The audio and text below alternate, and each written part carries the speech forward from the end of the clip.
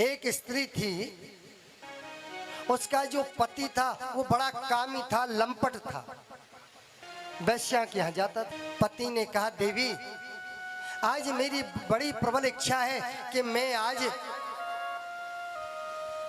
उस वैश्या के घर पर जाऊं, वहां रमण करूं, काम में लिप्त रहूं।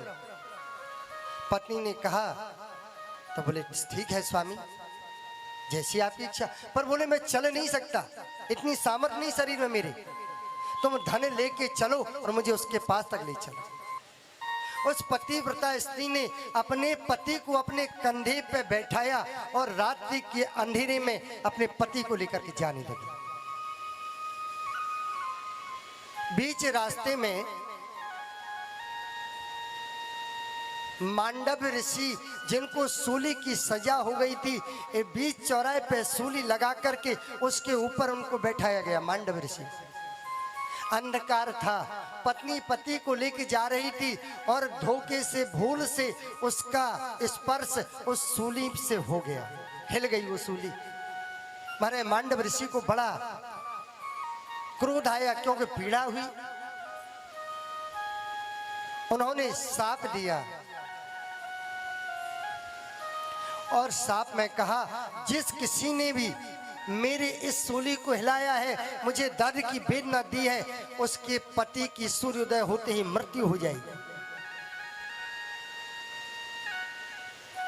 देवी ने जब ऐसे वाक्य सुने पतिव्रता ने, उसने कहा, अरे अनजाने में मुझसे अपराध हो गया, तुमने मुझे ऐसा साप दिया, तो मैं भी आज प्रतिज्ञा करती हूँ, यदि मेरा पातिव्रत धर्म सत्य है, मैंने आज तक सपने में पर पुरुष का दर्शन नहीं किया, तो सूर्योदय ही ना हो।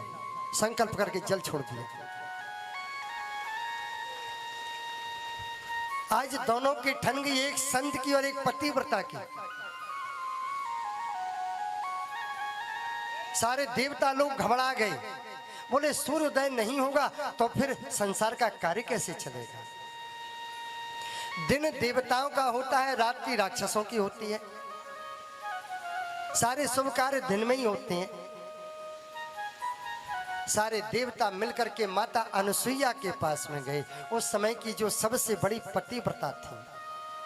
अनुसुईया माता से निवेदन किया। माता अनुसुईया ने उस पतिव्रता को समझाया, देवी ये शरीर तो जीर्ण शीर्ण होता है, आत्मा कभी नहीं मरती। ये तुम्हारे शरीर का, पति का जो शरीर है रोगी हो गया है, जीर्ण शीर्ण हो गया है, ये इस शरीर को त्याग करके तुम्हें नए रूप में मिल जाएगा, नव यौवन स्वरूप तुम्हारे पति को प्राप्त होगा।